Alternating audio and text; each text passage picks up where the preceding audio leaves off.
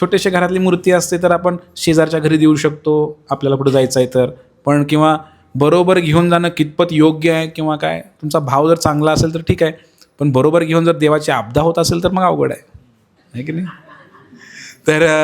बरेच जण फॅशन म्हणून आजकाल निघालेलं आहे, ते लड्डू गोपाळ छोटासा असते, कुठंतरी यूट्यूबला फेसबुकला बघितलेलं असते, माताजी लोक आपलं असं घेऊन बॅगे फिरते तर गोपाळाला, मग ह्यानी पण एक गोपाळ आणला लगेच आणि मग त्याला घेऊन मग ते आपलं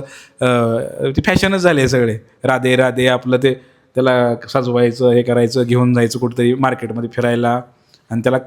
तिकडचंच गाड्यावरचा चहा पाजायचा, परत बिस्किट चारायचं तिथलं दुकानात घेऊन, असं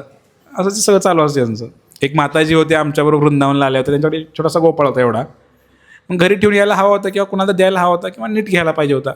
ट्रेनमध्ये किती अस्वच्छता असते तुम्हाला माहितीच आहे. त्या माताजींनी काय केलं, सकाळी उठल्या, आमच्या शेजारी बसलेल्या, त्यांनी तो गोपाळ घेतला, जिथं आपण दात घासतो की नाही ट्रेनमध्ये, तिकडे न्यायला नळ चालू केला, नळाखाली चांगली आंघोळ घातली त्याला. आता अपराध होऊ शकतो माझ्याकडनं, कारण महान माताजी असतील त्या, त्यांचा भाव चांगला असेल, त्या नळाखाली आंघोळ घातली त्या ट्रेनमध्येच आणि तिथं आणले आणि ते चाय चाय चाय चाय चाय चाय चाय ते ट्रेनमध्ये फिरत नाहीत का लोक, त्यांच्याकडनं एक बिस्किट पुडा घेतला आणि ते बिस्किट त्याला गोपाळाला खाऊ घातलं. स्वतःसाठी तर आणलेलं आहे, प्रसाद आहे, डब्बा घरनं भरून आणला आहे, सगळं काही केलं आहे, पण त्या गोपाळाला तिथं आंघोळ घातली, तिथंच ते केलं आणि तिथंच त्याला केलं आणि त्याला आता गोपाळाला काय करायचं, आता बॅगेत ठेवायला पाहिजे होतं व्यवस्था आतमध्ये,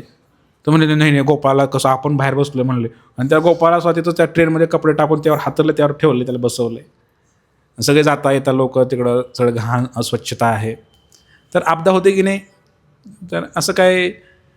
एक भावना आपली कशी आहे त्याच्यावर अवलंबून आहे सगळ्या गोष्टी,